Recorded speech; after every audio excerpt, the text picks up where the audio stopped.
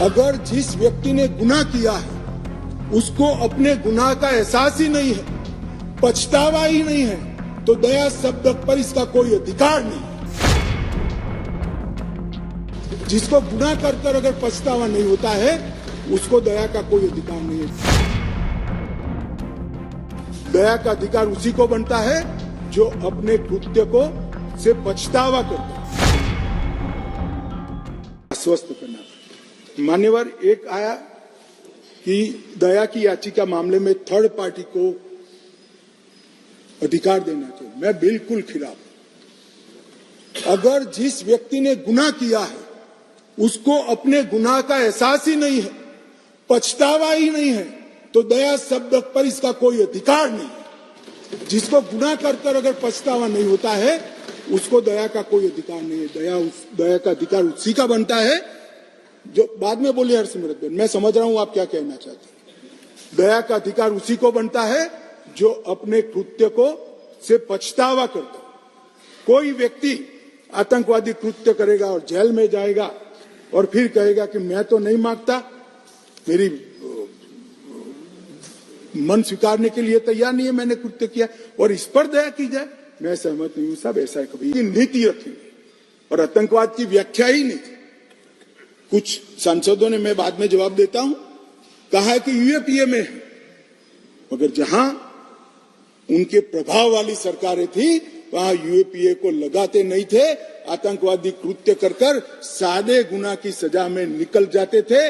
अब हमने ये मूल कानून के अंदर ही आतंकवाद का जिक्र कर ऐसे लोगों को जेल के बाहर आने का रास्ता लगभग असंभव कर दिया। मुझे मालूम है कुछ लोगों को बड़ी तकलीफ हुई, बताया भी है, मैंने भाषण पढ़े, मुझे तो आश्चर्य हो रहा है।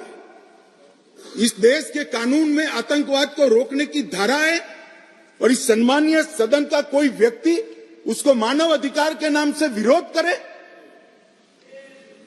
आतंकवाद ही मानव अधिकार का सबसे बड़ा हनन करता है।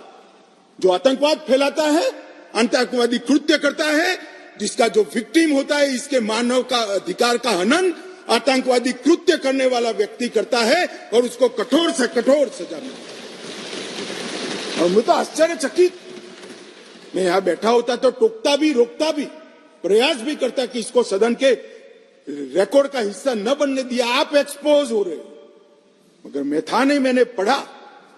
इसका बचाव करते हैं। किस जमाने में जी रहे? अंग्रेजों का शासन नहीं है, कांग्रेस का शासन नहीं है, ये भारतीय जनता पार्टी और नरेंद्र मोदी का शासन।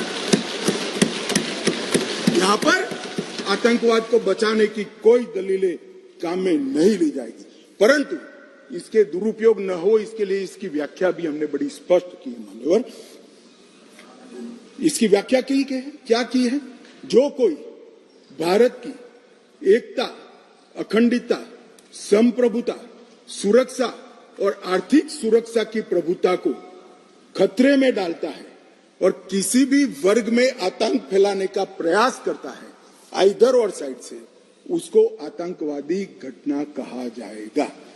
उसका विवरण दिया है।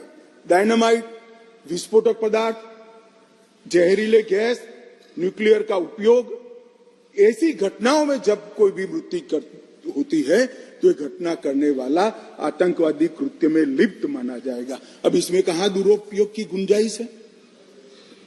मगर मन में एक भय पड़ा है मान्यवर, वो भय से ये विरोध जन्म लेता है और मैं तो मानता हूं ये भय तो रहना ही चाहिए, रहना ही चाहिए, रहना ही।